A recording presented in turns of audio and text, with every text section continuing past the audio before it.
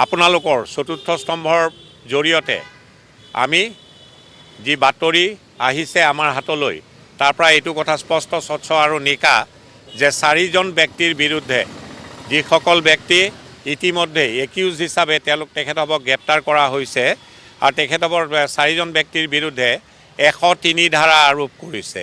103 BNSৰ ধাৰাটো তাহানিৰ IPC 302 IPC লেখিয়া অৰ্থাৎ মাৰ্ডাৰৰ ধাৰা সন্নিৱিষ্ট কৰা হৈছে।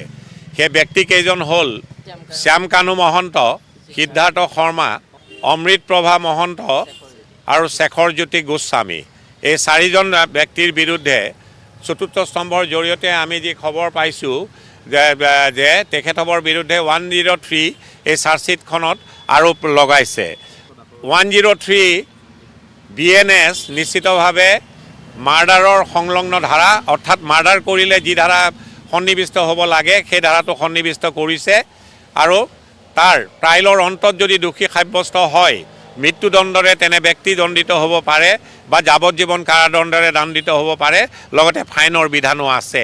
এজন পুলিচ বিষয়াকো গ্ৰেপ্তাৰ কৰা হৈছিলে। তেখেতৰ বিৰুদ্ধে যি ধাৰা আৰোপ কৰিছে সেই ধাৰাটো হৈছে section 105 of the BNS, culpable homicide not amounting to murder. এই ধাৰাটোতো যদি ট্ৰায়েলৰ অন্তত দোষী সাব্যস্ত হয় তাতো যাৱজ্জীৱন কাৰাদণ্ডৰ বিধান আছে। আৰু দুজন PSক গ্ৰেপ্তাৰ কৰা হৈছিলে। এই PSO দুজনৰ বিৰুদ্ধে 316 BNS এই ধাৰাটো সেকশ্যন 316 BNS এই ধাৰা আৰোপ কৰা হৈছে আৰু এই ধাৰাটো যাৱজ্জীৱন কাৰাদণ্ডৰ বিধান আছে ট্ৰায়েলৰ অন্তত যদি দোষী সাব্যস্ত হয়। BNSSত 346 বোলা এটা ধাৰা লিপিবদ্ধ আকাৰত আছে।